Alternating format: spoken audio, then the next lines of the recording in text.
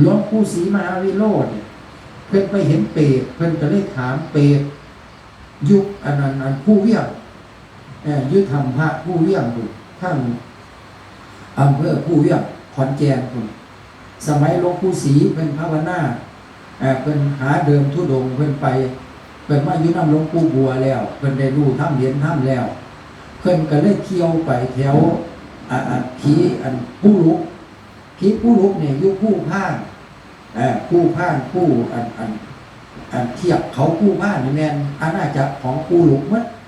แต่ผู้ลุกเนี่ยก็ต้องย่างผู้ศรีเห็นไหมหลวงปู่ศรีมหาวิโรจน์เนี่ยผีผู้ลุกต้องมากราบมาไหว้เพิ่นจะเนี่ยเพราะนั่นเนี่ยคันเพิ่นปฏิบัติได้แล้วเปรตผีก็ย่างเพิ่นเนี่ยบัดนี้เพิ่นได้ถามมันเด้อันผีปูอันนั้นผีตัววานี่เปรตตัววานี่เพราะว่าแม่นเปรตผู้ลุกเปรตตัวนึงอีกยุทธรรมพระที่ว่านี่เปรตตัวนี้นี่พอเฒ่าพุ่มตีเปรพอเฒ่าพุ่มตีเปรเป็นยังไงเอิ้นตีเปรปั้มต้นไม้นี่ตัดต้นไม้โตนสักตีนเจ้าของว่าซั่นก็เลยปีนตีนนั่นบ่คือหมู่ก็เลยเปไปว่าซั่นก็เลยเอิ้นพอเฒ่าพุ่มตีนเปเฒ่าพุ่มตีนเปนี่พ.ศ. 2455เพิ่นพาหมู่ไปลักเอาพระท่องสำริดยุทธธรรมพระผู้เวียงอยู่แถวผู้เวียงบัดนี้พระท่องสำริดมันองค์ใหญ่ยุคตะวันก่อนให้ว่าพวกนายอำเภอพวกเจ้าคณะจังหวัดจังซี่เจ้าอันผู้ว่าจังซี่กับพระไทยบ้านไทยเมืองขึ้นไปกราบไปไหว้ว่าเป็นพระศักดิ์สิทธิ์บัดนี้แต่ว่าพอใหญ่พงทีเปเนี่ยพาหมู่ไป10 คนไปหามเอาพระองค์นี้เอาไปขายบัดนี้เอาไปขายแล้วนี่ที่แรกๆนี่หามบ่ขึ้นงัดก็บ่ขึ้นข้าเจ้านิมนต์เนาะดิข้าเจ้าหาดอกไม้ธูปเทียนมานิมนต์ไปเที่ยวว่าซั่นข้าเจ้าว่านิมนต์ไปเที่ยวข้าเจ้าก็งัดขึ้นเวินเลยบัดนี้หามได้หามออกจากธรรมพระลงไปพุ่นลงไปน้ำปลาน้ำพุไปไกลๆพุ่นบัดนี้เลยไปโคกไปฮอดโคกอันคาพระได้บัดไปฮอดโคกคาพระอันนี้จากไกลจากธรรมไปไกลเติบเจ้าพระกันเอาขวานเอาเลียนี่ปาดเจ้าพันฟันเอาขวานฟันเอาค้อนทุบเอาค้อนปอนตีทุบเจียให้บุ้มให้เบี้ยวนี่ล่ะแต่ก็บ่ยอมบุ้มอีกได้บัดบ่ยอมบิ่มอีกบัดนี้พอใหญ่พงตีนเปเนี่ยก็เลยตั้งสัจจะอธิษฐานใส่ตั้งสัจจะอธิษฐานของคนขี้บาปเนาะสาธุว่าแสดงสาธุถอนว่าแสดงขอให้ผู้ขานี่แยกสิ้นส่วนพระพุทธเจ้าอันพระพุทธรูปองค์นี้ให้แยกขาแยกแขนออกได้แยกหัวออกได้สิได้เอาไปขายเลี้ยงลูกเลี้ยงเมียความอธิษฐานของพอใหญ่พงตีนเปที่ว่าผู้ขาขอเกิดเป็นคนตศาสตร์นี่ศาสตร์นาเป็นหยังกระซางว่าซั่นอธิษฐานแล้วนี่บัดนี้บ่ถ้าอธิษฐานแล้วนี่ตีบัดนี้บุ้มเลยตีแขนก็ขาดออกตีกระบุกเข่าบุ้มออกแยกสิ้นส่วนได้หาบไปขายก็บัดหาบไปขายในโล่งรอพระในโล่งรอพระโล่งเขาเจ้าซื้อของเก่าของนั้นน่ะบัดนี้เอาไปขายแล้วบัดนี้คนขึ้นไปไหว้กันคนขึ้นไปไหว้ทำพระบ่เห็นพระพุทธรูปเขาเจ้าก็มาฟ้องอันบอกผู้ใหญ่บ้านก็ไปบอกนายอำเภอก็ไปบอกผู้ว่าเขาเจ้าก็เข้าประกาศให้เจ้าหน้าที่นำล่านำเต็มนำสอบสวนนำไปไปเห็นคนกองอาบญาติอยู่ลานขายทองลานเขาเจ้ารับซื้อของเก่าบัดนี้เขาเจ้าก็ถามโยมผู้ใดเอามาขายเขาเจ้าเอาอันลูกพระอันนี้ผู้ใดเอามาขาย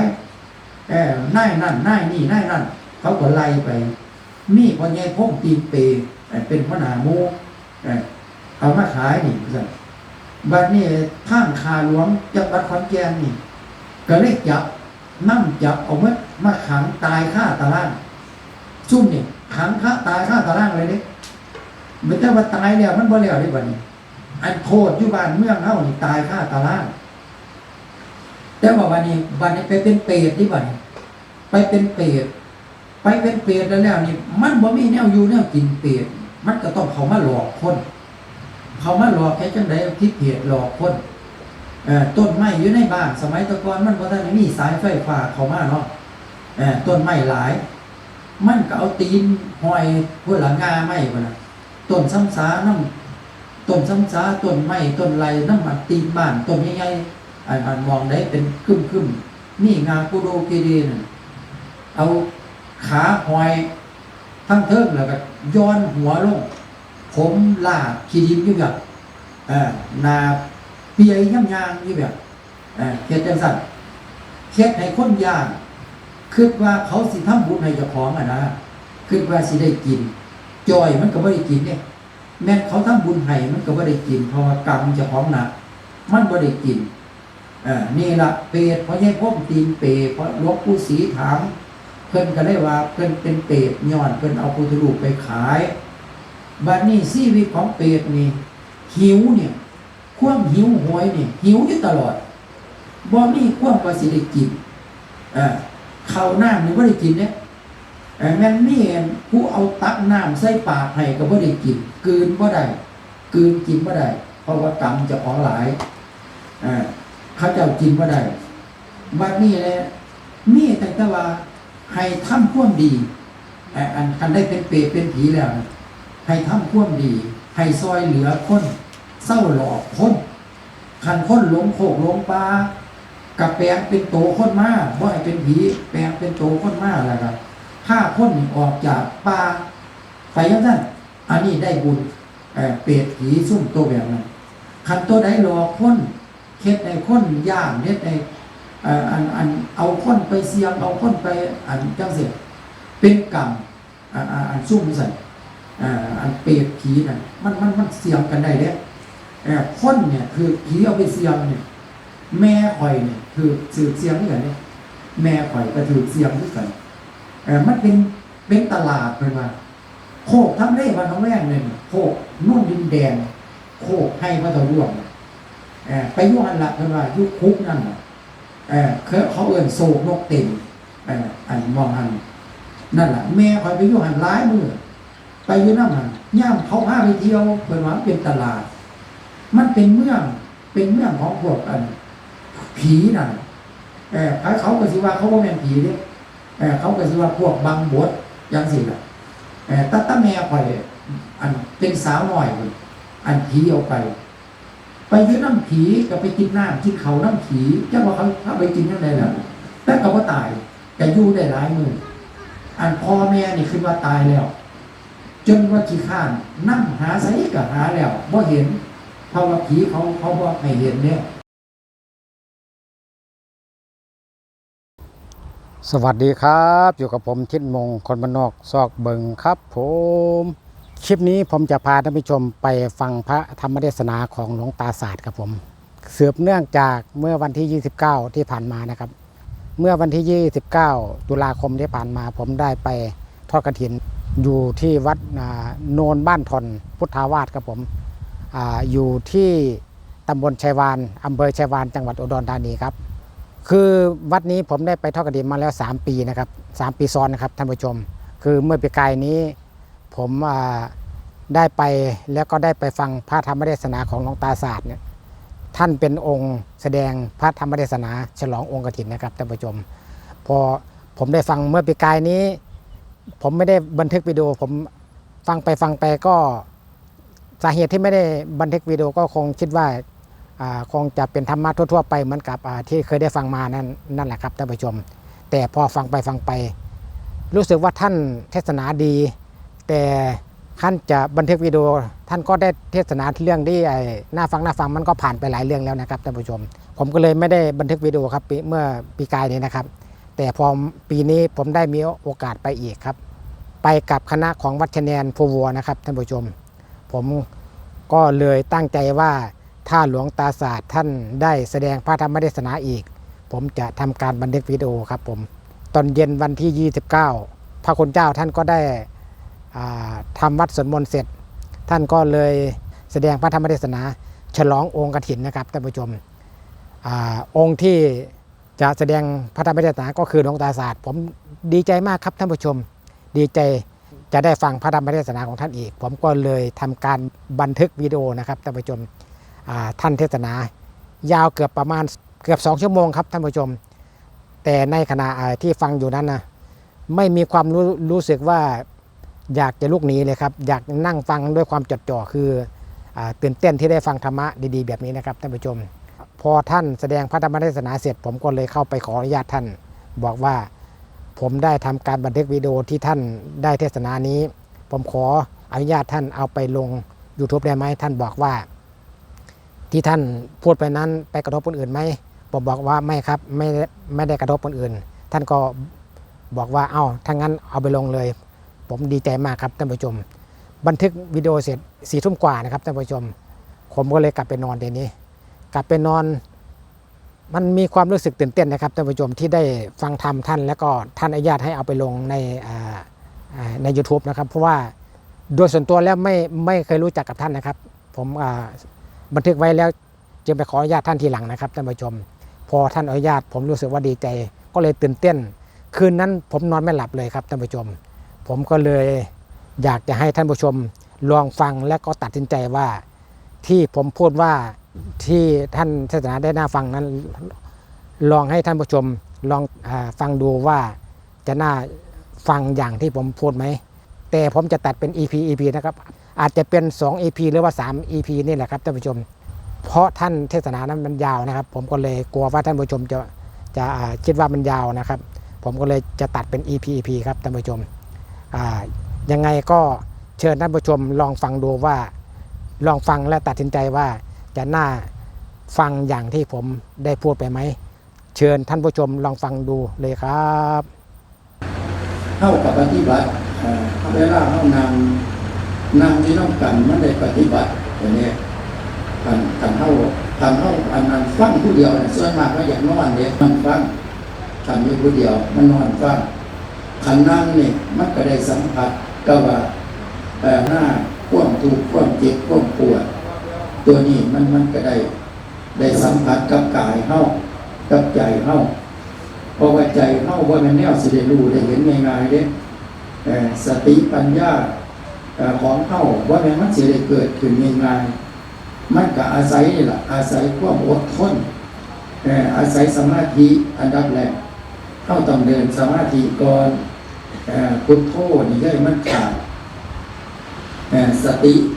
กำกับบ่ให้ลืมพุทโธอันดับแรกคือพุทโธกับใจเฮาให้มันเป็นอันเดียวกันจนว่าพุทโธกับใจบ่หนีจากกันจนว่าดีใจ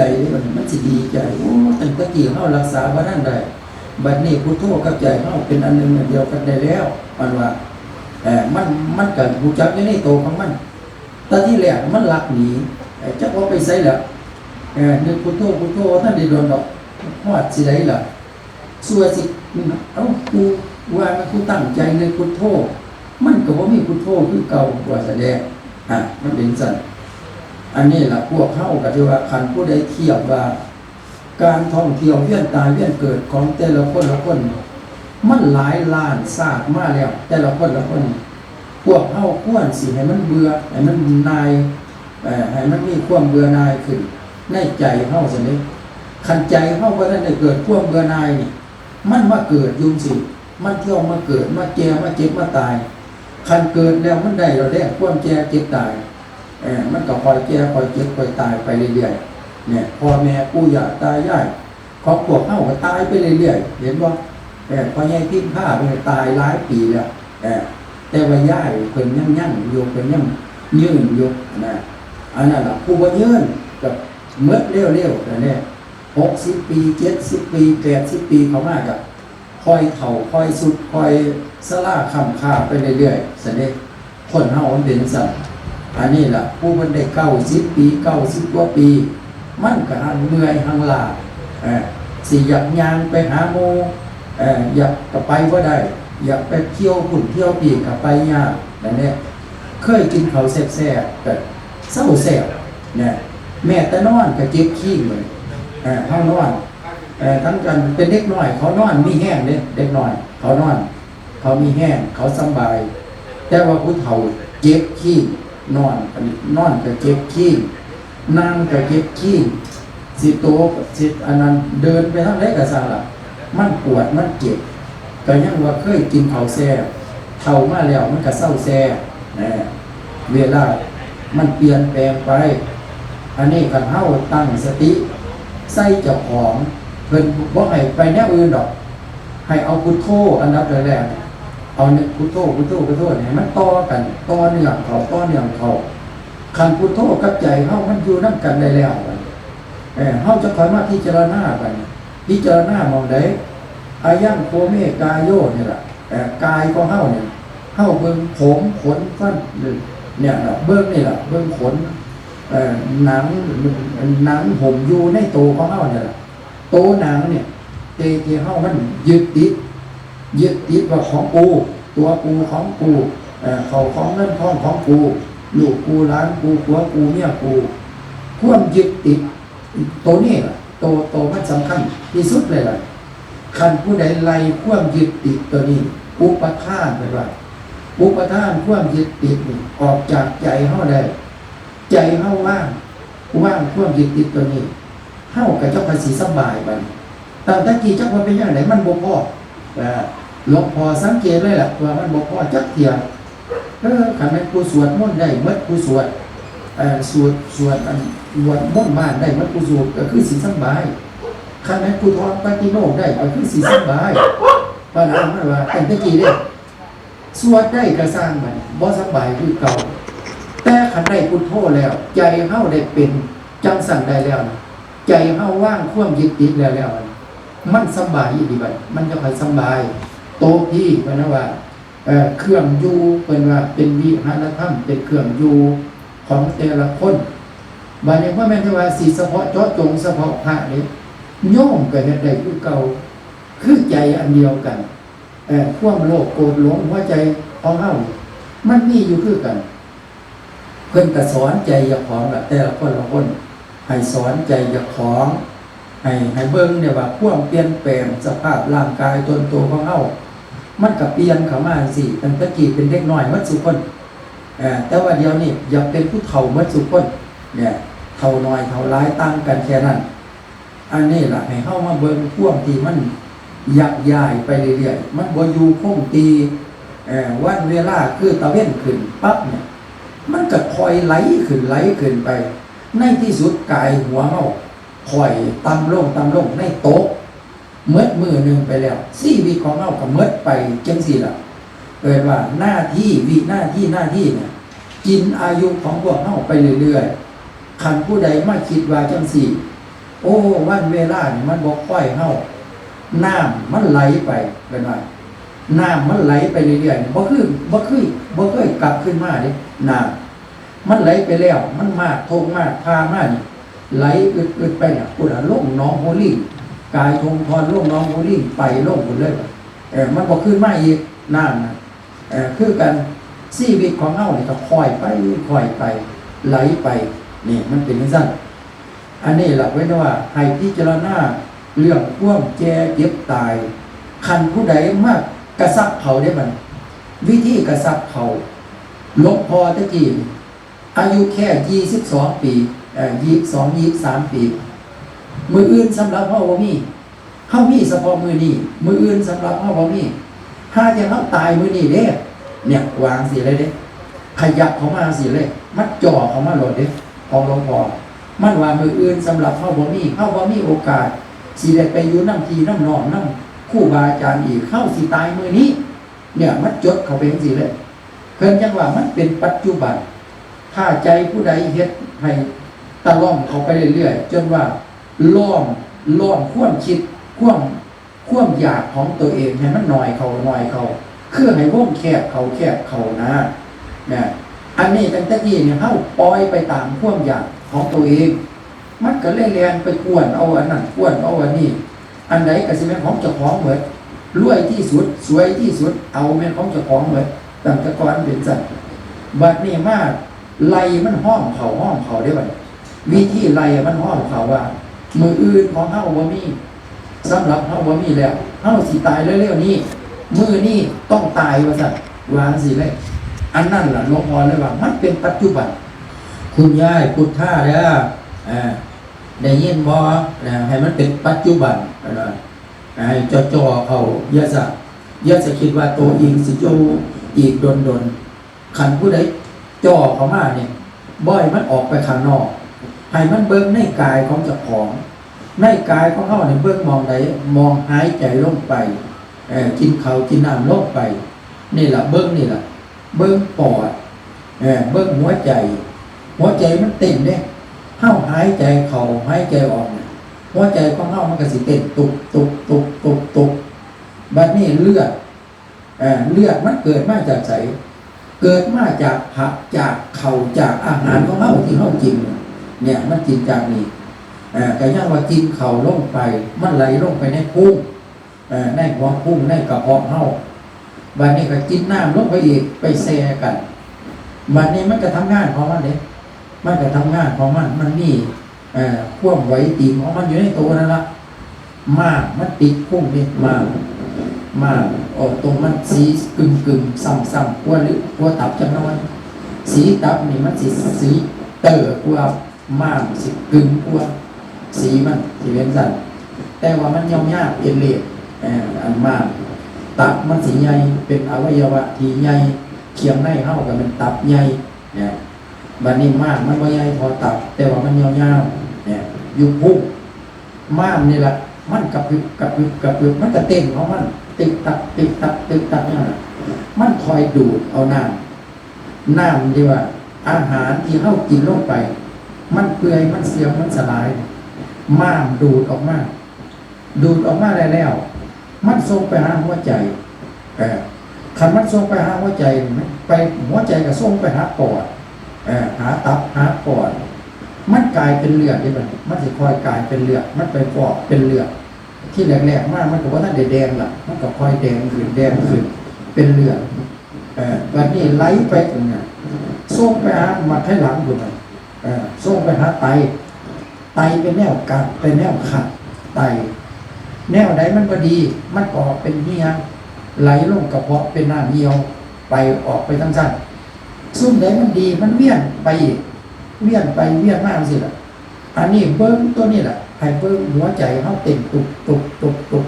กำหนดให้เห็นหัวใจเจ้าของหรือว่าปอดเจ้าของนี่สิก็ได้ให้เบิ่งบ่ให้มันหนีจากเจ้าของเฮ็ดจังไดหาวิธีสิบ่ให้อันใจนี่แล่นออกไปข้างนอกแล่นออกไปข้างนอกก็คือหลวงพ่อเว้าสู่ฟังนั่นล่ะแต่ยังว่ามาดินบาก็ยังเอาฮอดลูกสาวพระเจ้าแน่ไปเดินจงกรมนี่ก็คิดเอาลูกสาวพระเจ้าไปอยู่นำเห็นได้ครับอันนี้ล่ะมันไปจังซี่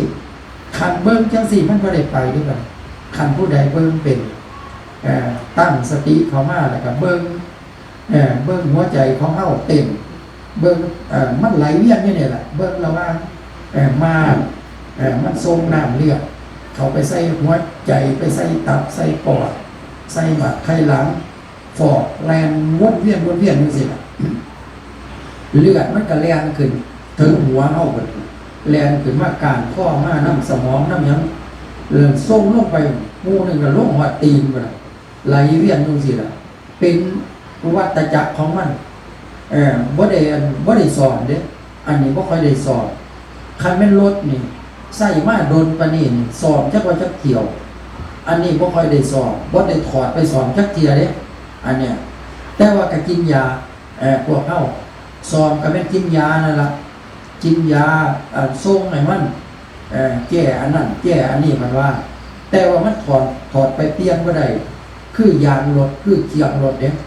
ของเขาโอ้ยเขามันกิ้วแล้วถอดออกเปลี่ยนได้ของเขาอันนั้นอันเคียงย่นแนวอื่นมันสิถอดไปได้แต่ว่าเคียงอันในตัวเฮานี่มันถอดไปเปลี่ยนบ่ได้ของไผของมันใส่เที่ยวเดียวเนี่ยใส่ไปตลอดเลยม่วนมรดกของพ่อของแม่พวกเฮาอันนี้ล่ะเพิ่นในเบิ่งมองนี้คันผู้ใดวนเวียนเบิ่งภายในใจเจ้าของเนี่ยเบิ่งน้อมเข้ามาให้เป็นกายเจ้าของมันเมื่อใจของเฮาพิจารณาในกายบัดพิจารณากายในกายแปลว่าบ่ให้มันส่งออกข้างนอกตัวนี้แหละมันสิแจ้งขึ้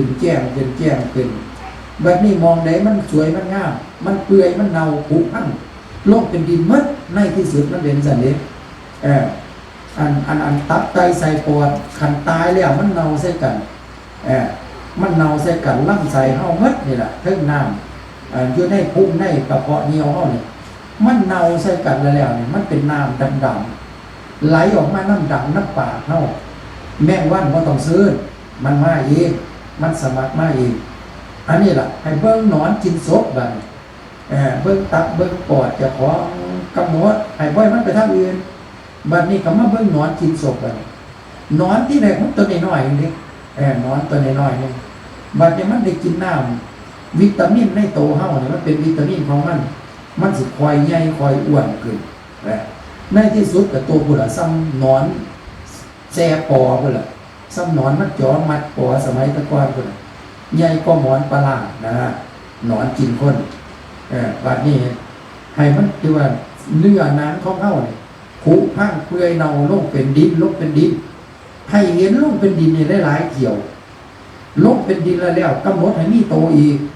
เน่าเปื่อยอีกลงเป็นดินอีกเอาอยู่จังซั่นคันเบิ่งได้พอเจ็ดเขียวมันสิเกิดความชำนาญเด้ของหลวงพ่อเบิ่งได้เจ็ดเขียวปรากฏว่าซ้ำนี่กำหนดเบิ่งกายเจ้าของเนี่ยบ่ให้มันหนีไปทางอื่นสติของเฮาเนี่ยมันคือว่ามันรู้รอบมันเป็นรู้รอบมันบ่ให้ไปเหยียบไปเรื่องอื่นบ่ได้คือมันอยู่นำกันเด้มันเป็นสติเด้ในขณะนั้นมันจดจ่อคล้ายๆกับว่าหลวงพ่อก็เรียกว่าสติเป็นลักษณะจังไดคือเฮาไต่ขวมหัวสูงๆเนี่ยนะหัวสูงคันแม่นตกลงไปเนี่ยคือแขกัดโลดอยู่ทางตารางนั่นน่ะไต่หัวไม่ล่ำเดียวต้องพยายามเคียมๆแม่นบ่นั่นล่ะสมมุติว่าไม้ทอนก็บ่ใหญ่ปานใดน่ะนะไม้ก็บ่ได้หนาใหญ่หนากว้างบัดนี้ท่านตารางหลุดแขนอนเอดๆอาลาดอยู่พุ่นน่ะอันแจ้งหางขาอยู่พุ่นน่ะเขาสิกึบเอาอันน่ะนี่ล่ะสติคือจังซี่คือต้องระมัดระวังคอยก้าวขาไปบ่ให้มันพลาดสะกดตัวให้มันเทียงๆไปเรื่อยๆอันนี้เป็นลักษณะคือสติอุปมาแบบหนึ่งก็คือทหารก็เจ้าเขาในสนามรบก้าวขาไปแต่ละก้าวนี่ก็จักว่าระเบิดมันสิฮึบขึ้นมาใส่ขาใดหรือว่ากระสุนเขาสิมาตัดข้อตัดหน้าอกเฮาตัดขาตัดแขนเฮาย่ามใดให้อยู่ลักษณะนั้นให้เพิ่นจดจ่ออยู่จังซี่เด้มันลักษณะนี้เลยมันเป็นลักษณะนี้เรียกว่าสติมันรู้รอบตัวนั้นมันเป็นตัวรู้รอบในขณะนั้นบ่มีการเผลอซุมื้อนี่เป็นจังไดซุมื้อนี่บ่ได้เป็นจังซั่นในขณะนั้นคือเขาสงครามเขาว่าชัยวัฒน์คันสงครามเลิกแล้วทหารเขาก็ทิ้งเป้เด้เป้เขาก็บ่มีพวกเขาก็บ่มีสิไปก้นหลุมพรนั่นน่ะเขาก็เอาทิ่มหมดพวกตะปีอันดาบปลายปืนเขาก็บ่เอาใส่เขาก็เอาไปเน็บไว้หม่องอื่นพุ่นน่ะคันมันสงครามแล้วน่ะเขาเป็นนางย่างไปใส่เขาก็ไปได้แต่นี่คือกันในขณะที่เขาลุยต้องเฮ็ดอันสติประจำนะตำแหน่งหน้าที่น่ะมันคือเขาสนามรบในขณะนั้นคันสงครามเลิกแล้วมันก็สบายไปบ่ได้เกี่ยวว่าสิมาแบกเป้มนไปปืนก็จักว่าเท่าใดกิโลลูกกระสุนอีกลูกระเบิดอีกนักน้ำกินพร้อมเขากระป๋องอาหารพร้อมมันอยู่ในเป้นั่นนักเท่าใดอยู่ในหั่นนั่นล่ะบัดนี้คันสงครามแล้วเขาก็ไปพ่ายเป้มันก็แล้วมันแล้วมาแล้วมั้ยมันแล้วสงครามแล้วมันก็เลิกซั่นเด้อันนี้ต้องเป็นจังซั่นสิให้สติอยู่คือเก่านี่มันบ่เป็นได้มันเป็นเที่ยวเดียวแต่ละคนอันว่านี่มันเป็นเที่ยวเดียวเพิ่นว่าเป็นมหาสติมันรู้รอบมันรู้รอบที่ว่ามันรู้รอบในขณะที่ว่ามันสิแย่งกันระหว่างที่ว่ากิเลสกับธรรมมันสิห้ามกันมันก็ได้ว่าหัวเลี้ยวหัวตอสิสู้อดสู้ทนกันนี่ล่ะมันอยู่ในตอนนั้นมันมีที่ว่าสติโตสติเนี่ยคันคือซุมื้อนี่ไว้หลวงพ่อว่ามีแล้วหลวงพ่อมันปล่อยถิ่มแล้วเจ้าว่าเป็นได้ล่ะมันโลเล่แล้วเด้ใจมันบ่ได้เป็นแบบนั้น มันบ่ได้เป็นแบบนั้นอยู่โดนมือมันเป็นอยู่ในอาทิตย์เดียวนี่แหละแต่ว่ามันเกิดปีติเด้ขันมันแล้วเนี่ยมันสนะแล้วขันมันสนะแล้วมันสิเห็นโอกศาสตร์ของตัวเองที่มาเวียนว่ายตายเกิดป่าโถหลายล้านศาสตร์กูไปอยู่ใสพระพุทธเจ้ามาตรัสรู้ในโลกนี่เจ้าว่าจักโอมาแล้วกูไปอยู่ใสตั้งแต่กี่ว่าซั่นเด้มันตำหนิเจ้าของอันนี้ล่ะหลวงพ่อจังว่าสมควรอย่างยิ่งพวกเฮาอย่าสปอยโอกาสปล่อยเวลาให้วันเวลามันผ่านไปถ้าจะตายแล้วเฒ่าไปเรื่อยๆเนี่ยมันเฒ่าไปแล้วมันก็ตายแล้วยังบ่ทันได้รู้จักอันถ้ำอยู่เนี่ยบ่ทันได้เห็นความปล่อยว่างของเจ้าของได้อยู่ใจเฮายังยึดติดว่าของกูให้กูหน้ากูลูกกูหลานกูอยู่เนี่ยโตกูอยู่เนี่ยยังมีอัตตาตัวตนอยู่เกิด 100% คันเฮายังมีความยึดติดนี่แหละบ่แม่นได้ว่าห่มผ้าเหลืองแล้วสิได้บวชห่มผ้าเหลืองแล้วก็ต้องบวชใจซะก่อนวิธีบวชใจมันคือกันโยมก็มีใจพระก็มีใจแสดงหลวงพ่อหลวงตาก็มีใจคือกันนี่แหละเฮาอย่าสะไปว่ามันเป็นของเหลือวิสัยมันเฮ็ดบ่ได้ดอกทำบ่ได้ดอกเมื่อเขตเมื่อสมัยแล้วซุมื้อนี้พระพุทธเจ้าเพิ่นปรินิพพานไปแล้วมรรคผลนิพพานเมื่อไปแล้วว่าซั่นเด้คนวางสิเด้หลวงพ่อบ่เสียหลวงพ่อว่าตราบใดยังมีผู้ประพฤติปฏิบัติสมควรแก่ธรรมก็ต้องรู้ต้องเห็นคือเก่าธรรมบ่ได้หมดไปร่างกายของพระพุทธเจ้าเพิ่นกับแก่เก็บตายไปคือกันผู้บาอาจารย์หลวงปู่หลวงตาผู้เพิ่นหมดก่อนเฮาเพิ่นก็หมดไปเรื่อยๆล่ะแต่ว่าพวกเฮานี่ก็ยังรู้จักว่าราคะความโลภโกรธหลงโมโหโทโสความเสียใจดีใจก็ยังมีอยู่คือเก่าอันนี้ล่ะตายแล้วก็สามารถที่ว่าไปเป็นเปรตเป็นผีได้คือเก่าคันเฮ็ดบ่ดีคันผู้เฮ็ดดีบัดผู้ใดเฮ็ดดีผู้ใดสร้างความดีก็ได้ไปพูดล่ะไปเป็นเทพพระพุทธเทพธิดาไปซั่นเด้อันนี้มันเป็นจังซี่มันมีสิ่งเหล่านี้อยู่บ่แม่นได้ว่ามันเหมือนไปมันบ่ได้เหมือนแต่เฮาเหลียวบ่เห็นซื่อพวกที่ว่าลุกขเทศเนี่ยพวกลุกขเทศพวกจิตวิญญาณนี่คันแม่นจิตเฮาสงบนี่เฮาสิเห็นพระเจ้าหลายกว่าเฮาเดียวนี่อันอยู่ในศาลานี่ส่วนวิญญาณน่ะหลายกว่าเฮาเห็นแบบคำมันสิเห็นนั่นน่ะอันนี้เฮาบ่เห็นซื่อๆคันจิตมันสงบได้หลวงพ่อเคยเห็นเนี่ยว่าป้าโธ่คนในบ้านบ่ไกลวิญญาณเป็นอย่างค่อยหลายกว่า วิญญาณเป็นอย่างค่อยหลายกว่าคนในบ้านวิญญาณเขาอายุดนอายุของข้าเจ้าดนข้าเจ้าก็เลยหลายกว่าเฮาพวกลูกคเทพจังซี่เขาก็หลายกว่าเฮาเพราะว่าอายุเขาดนเด้อายุของข้าเจ้าดนขันย่างสั้นดาวดึงอายุ36 ล้านปีนะสั้นจาตุงจังซี่ก็สิหลายกว่าเฮาตั้งโดนมันดอกอันหลายกว่าเฮาหลายเท่าสั้นจาตุงเป็นสั้นแรกเด้สั้นจาตุงเนี่ยก็ที่ว่าเป็นสั้นจาตุงนี่ก็มีพญาเวสสุวรรณเป็นหัวหน้าผีหัวหน้ายักษ์หัวหน้าอันพวกผู้พญานาคอีกต่างหากเด้ท้าวอัฏฐะท้าวกูเวนอีหยังเนี่ยมัน4องค์เด้ถ้าสั้นจาตุงอันนี้ล่ะเพิ่นว่าสั้นจาตุงนี่อายุบ่โดนอายุสวรรค์สั้นนี่บ่โดนบัดนี้เทพสั้นนี่ก็บ่ได้ผู้งามคันสั้นดาวดึงสั้นดุสิตขึ้นไปนั่นงามขึ้นไปเรื่อยๆเทพสั้นอันนั้นคันผู้ใดได้เป็นพระโสดาบันแล้วได้ไปอยู่สั้นดุสิตนะคือนางวิสาขาอนาถบิณฑิกาเศรษฐีคนสมัยก่อนๆนี่บ่ได้อึดได้อยากที่เพิ่นไปอยู่สั้นน่ะบัดนี้เขาเจ้าบ่ตายง่ายนั่นแหละก็ฟังแต่ว่าอายุฮอด40 ล้านปี50 ล้านปีไทเฮานี่80 ปีก็จะว่าเฒ่าแล้วบ่70 80 90ตายแล้วพากันฝ้าวตายซะได้เลยพวกเฮามันเมียมันล่ามันกินข้าวบ่แซ่บมันหมดเหี่ยวหมดแห้งมันก็ตายซะนี่โลกมนุษย์มันอยู่แค่นี้ล่ะซุ่มเพิ่นยืนผู้เพิ่นยืนมันก็ได้100 กว่าปีก็มีอยู่คือเก่าผู้เพิ่นยืนแต่ก็บ่พอทอข้ามสมัยตะคั่งก่อนๆเนี่ยหลวงพ่อนี่ก็ยังว่าเห็นอดีตชาติของเจ้าของนี่อายุ 80,000 ปีนะ เข็นกระดูกทอนยาวๆใหญ่ๆมันถิ่มเยอะเลยทอนซ้ำเสาสลาซ้ำห้อยเสาสลาอยู่3.50 เมตรความยาวมันซ้ำพวกมะพร้าวต้นใหญ่ๆเนี่ยกระดูกที่ว่านี่บัดนี้ความยาวประมาณ3 เมตรครึ่งนั่นความยาวเอากระดูกอีหยังคือใหญ่คืออันนั้นแต่สั่นเอา80,000 ปีเคยเกิดกับเขาว่าสินั่นล่ะมันก็เกิดความเชื่อถ้าหากใจของเฮามันได้รู้ได้เห็นก็เรียกว่าผืนแผ่นดินนี้เต็มไปด้วยร่างกระดูกของตัวเองที่มาเวียนว่ายตายเกิดเป็นวัฏทุกข์วัฏวนบ่แม่นเฮาก็เกิดเฮาก็ตายเฮาเกิดตายมานี่แหละแต่ว่าจื้อบ่ได้เวลาสิตายนี่ทุกคุณครูศาสตร์เวลาสิตายมานี่จักเจ็บจักปวดเวลาถือเขายิงเขาฆ่าเขาตัดคอ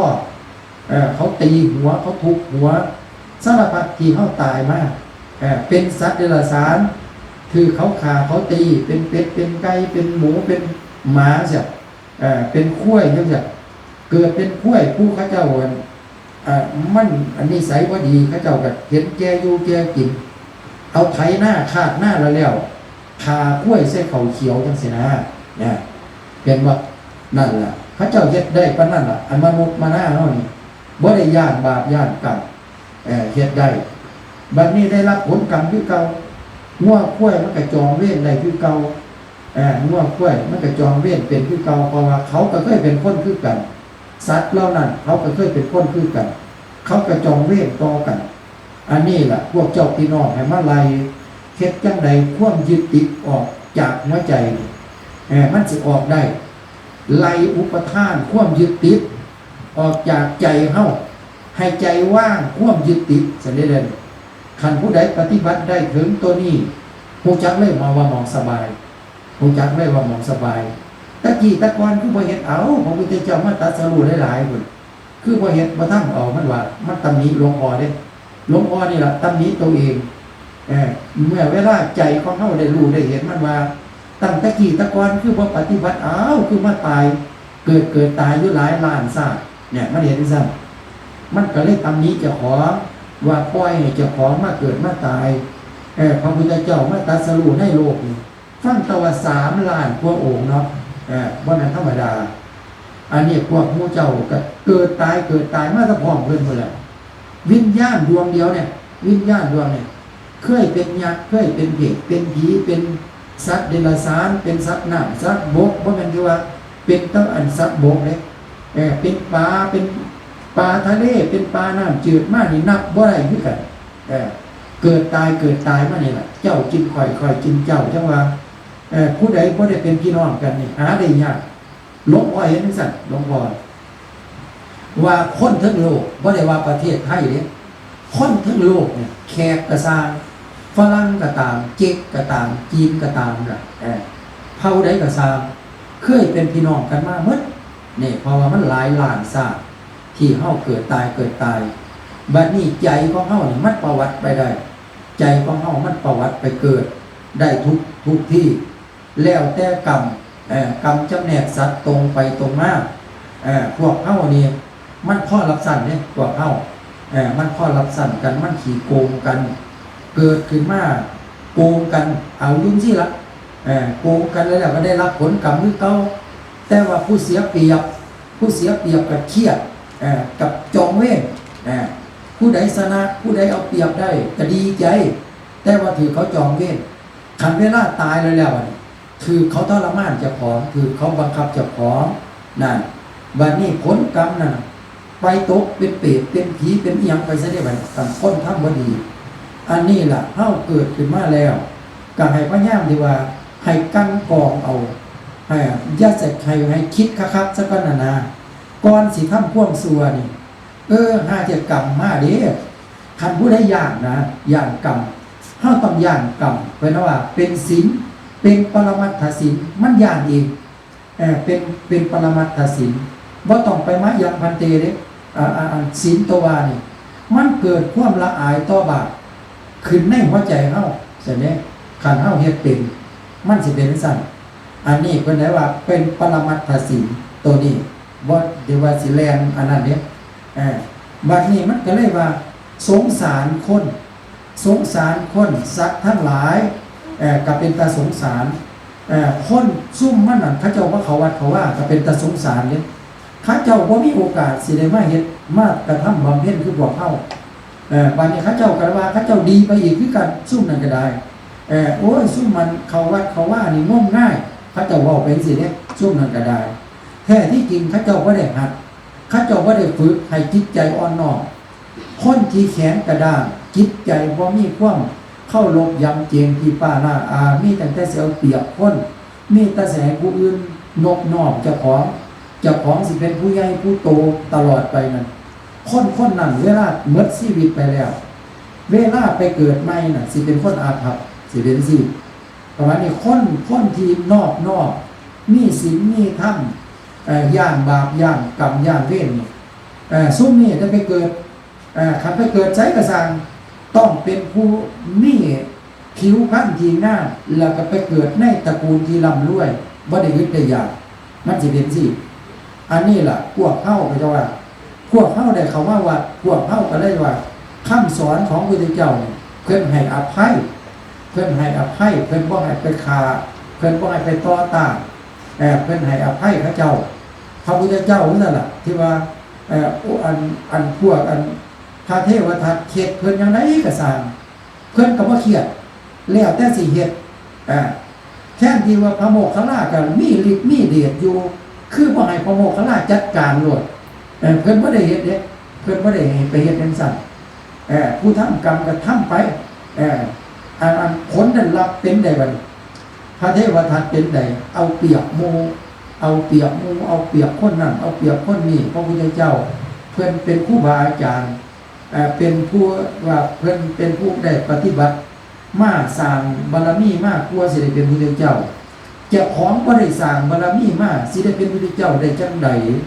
มันเป็นซ้อนกันบ่ได้พระพุทธเจ้าอันนี้เราก็จะว่ามันเฮ็ดบ่ได้มันเป็นไปบ่ได้แต่ว่าความหลง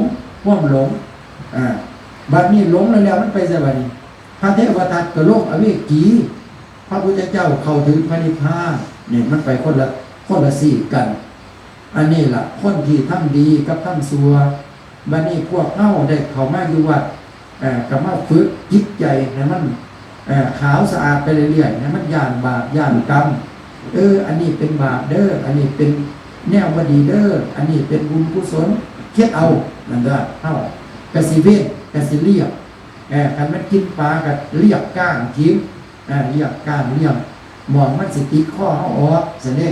เฮากินแตะเนื้อมันบ่เป็นบ่ได้เป็นโทษซั่นเด้ซุ่มบ่ฮู้จักนี่เอาหมดสุอย่างเอาหมดเล่นหมดสุอย่างของไผก็บ่ได้อันพิจารณาล่ะฟาดมันไปหมดบาดเวลาไปเกิดเป็นเปรตเป็นผีพุ่นมันจะค่อยโดน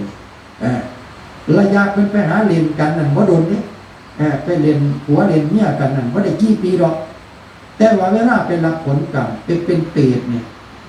มันหลายพันปีหลายหมื่นปีมันทุกข์ทรมานอยู่ซั่นบ่มีคำว่าสิสุขเกิดเป็นสัตว์เหล่านั้นนี่ล่ะสัตว์โลกนี่หลวงปู่ศรีมหาวิโรจน์เนี่ยเพิ่นไปเห็นเปรตเพิ่นก็เลยถามเปรตยุคอันนั้นผู้เวียงยุทธธรรมพระผู้เวียงพุ่นทั้งอำเภอผู้เวียงขอนแก่นพุ่นสมัยหลวงปู่ศรีเพิ่นภาวนาเพิ่นหาเดิมธุดงค์เพิ่นไปเพิ่นมาอยู่นำหลวงปู่บัวแล้วเพิ่นได้รู้ธรรมเรียนธรรมแล้วเพิ่นก็เลยเที่ยวไปแถวผีผู้ลุกผีผู้ลุกเนี่ยอยู่ผู้พานผู้พานผู้เทียบเขาผู้พานนี่แม่นอาณาจักรของผู้ลุกหมดแต่ผู้ลุกเนี่ยก็ต้องย่างผู้ศรีเห็นบ่หลวงปู่ศรีมหาวิโรจน์เนี่ยผีผู้ลุกต้องมากราบมาไหว้เพิ่นจังได๋ปานนั้นเด้เนี่ย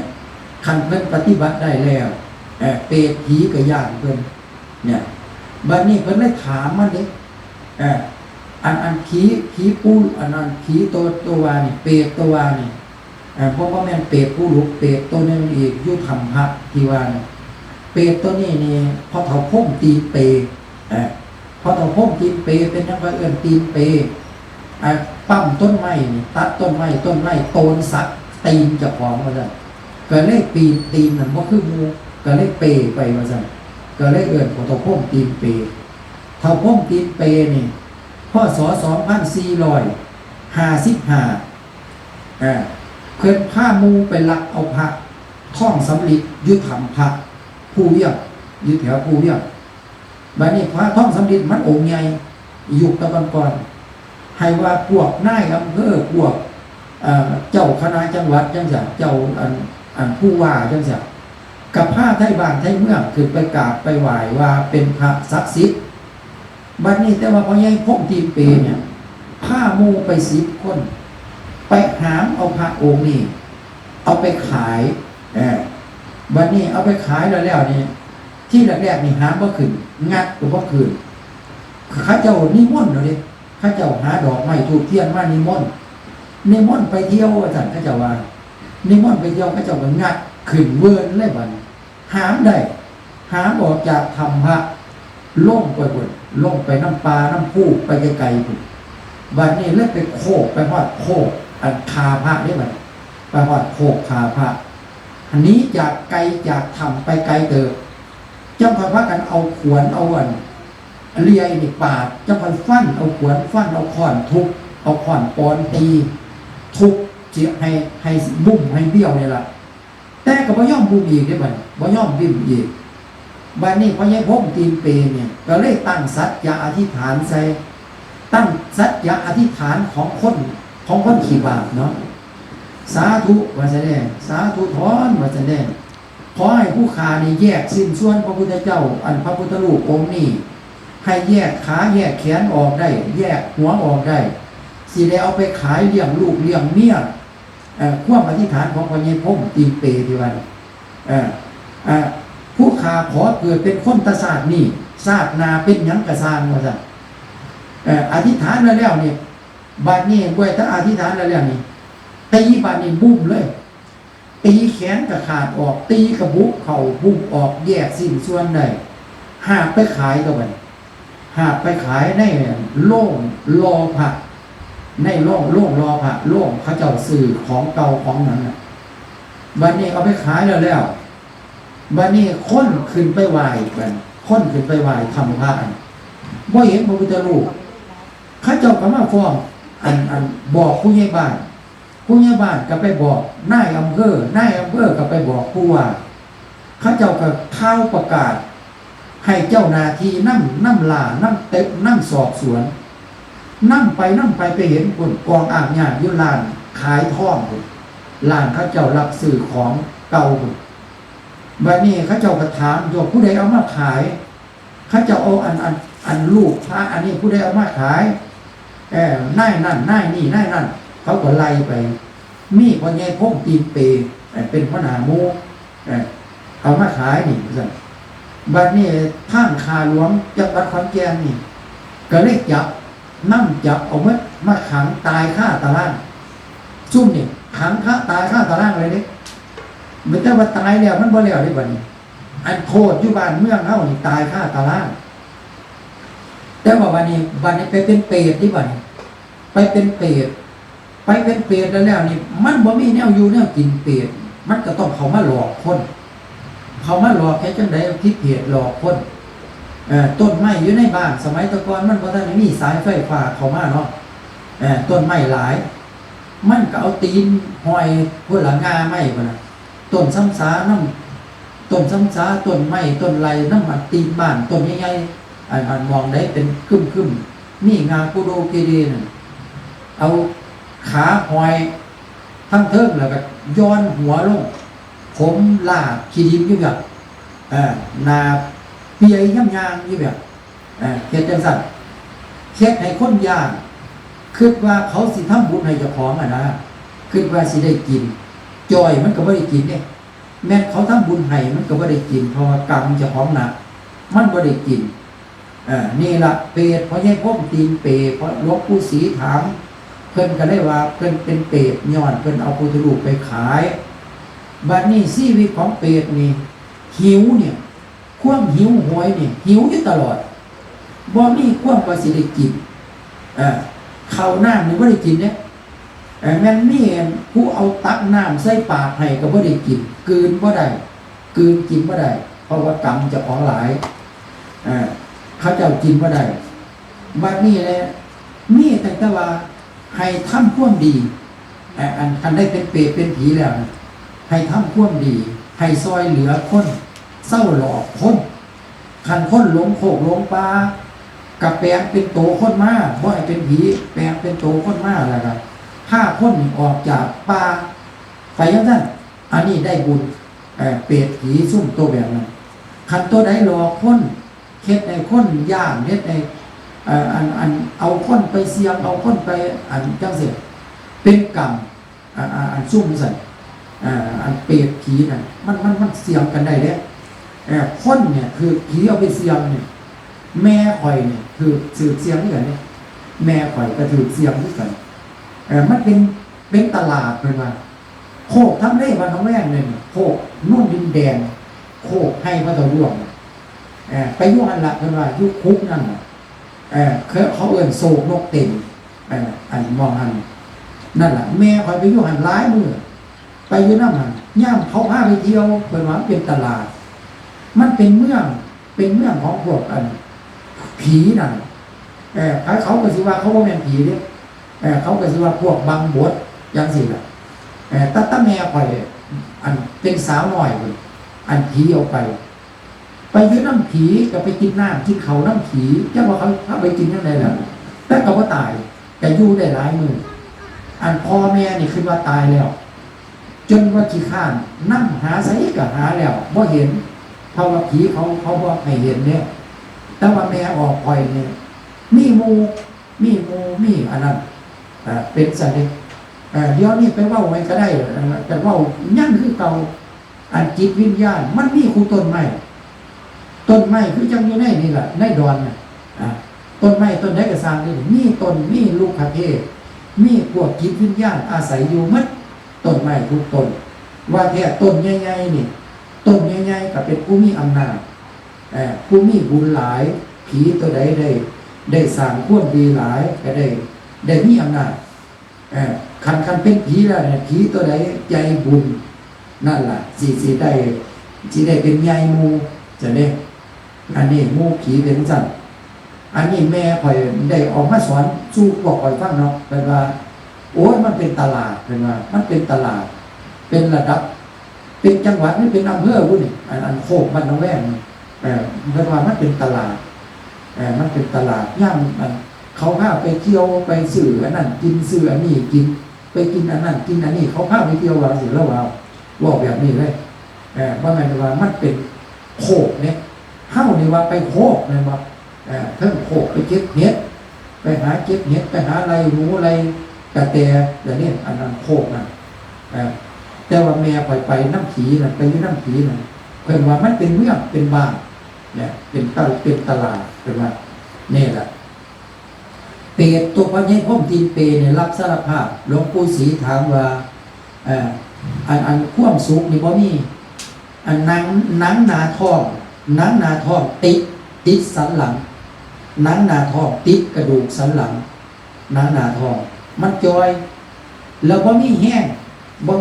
แต่ว่ามีเสียงหลอกนี่หลอกไหนเสียงน่ะ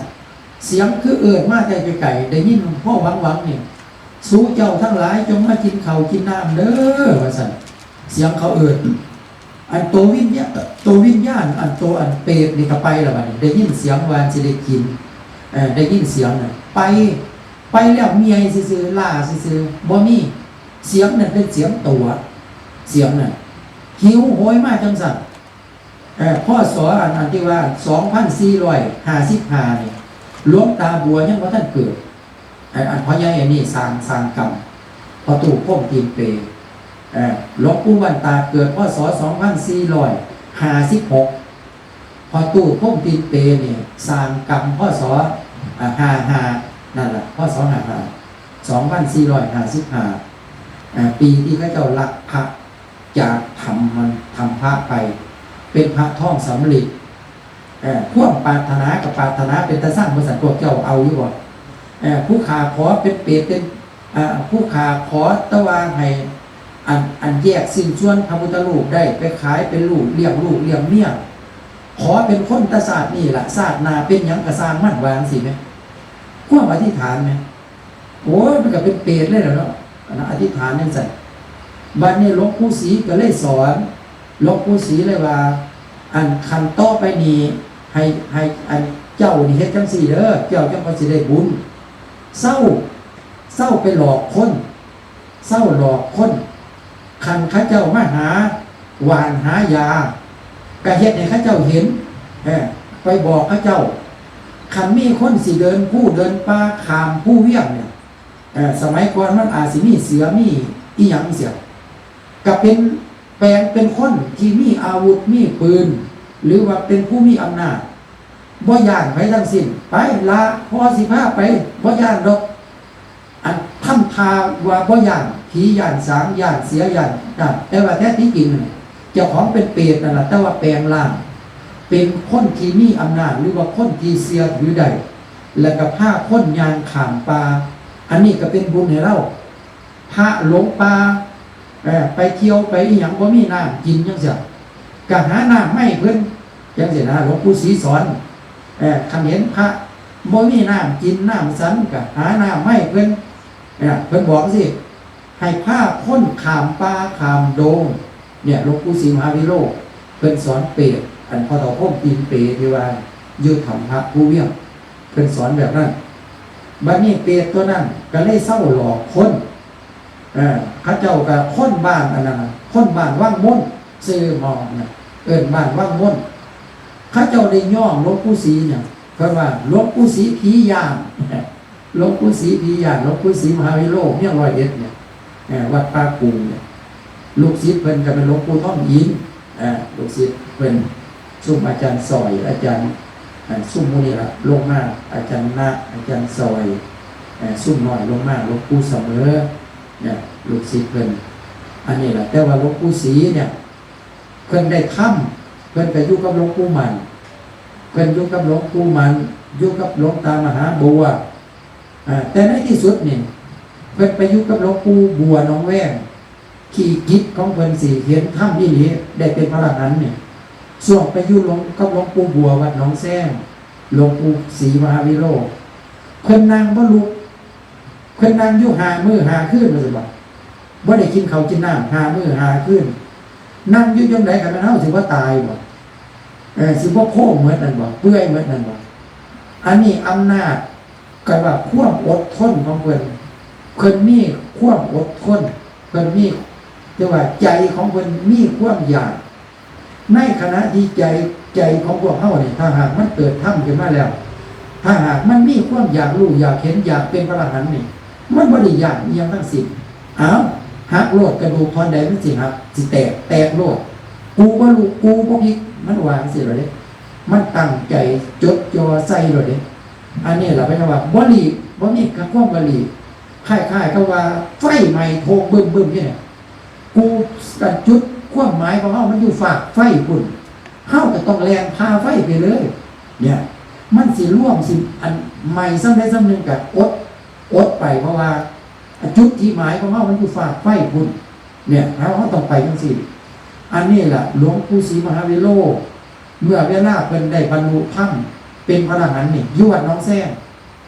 ส่วนเพิ่นอยู่นำหลวงปู่มันอยู่นำหลวงปู่มันก็อยู่นำหลวงตามหาบัวก็อยู่แต่เพิ่นก็ได้เป็นคุณธรรมมาแล้วแต่ยังบ่ทันได้เป็นพระอรหันต์เพิ่นก็ยังเดือดร้อนอยู่ภาวนาบ่ทันได้อยู่แต่เพิ่นได้เป็นพระอรหันต์อยู่นำหลวงปู่บัววัดหนองแซงออกจากวัดหนองแซงล่ะเพิ่นก็เลยขึ้นภูพานเที่ยวไปพ่อหลวงปู่หลวงปู่จันทร์เขมิโยหลวงปู่จันทร์เขมิโยก็เลยบอกเพิ่นท่านศรีท่านไปคันท่านอันสู่กับเปรตกับผีได้นั่นท่านไปสอนเปรตตัวนั้นเนี่ยว่าซั่นผมไปยุหันมันกวนผมว่าซั่นอันหลวงปู่จันทร์ก็สู่เปรตบ่ได้เด้หลวงปู่จันทร์เขมิโยพรรษาเพิ่นหลายๆน่ะอันลูกศิษย์หลวงปู่มันนั่นล่ะแต่ว่าเพิ่นก็ยังสู่เปรตบ่ได้ผีเปรตมันยังกวนเพิ่นรบกวนเพิ่นไปอยู่ธรรมะอยู่ว่า หลวงปู่จันทร์เขมิโยเนี่ยเลยบอกหลวงปู่ศรีก็เลยไปซะเนี่ยบัดนี้เพิ่นไปแล้วเพิ่นว่าเพิ่นเห็นเลยเพิ่นไปพ่อเพิ่นนั่งภาวนาเข้าที่นั่งภาวนานี่มันมายืนอยู่ต้นจำปาบอกใหญ่มันว่าอยู่หั่นมันมีต้นจำปาโบราณบัดนี้พี่เกียรติมันมายืนอยู่ข้างๆกกจำปาเพิ่นก็เลยเอิ้นใส่มันเข้ามาหามันย่านเพิ่นคันพระที่เป็นพระอรหันต์นี่เขตสี่อย่างผีสี่อย่างเพิ่นได้เอิ้นมันเข้ามาหา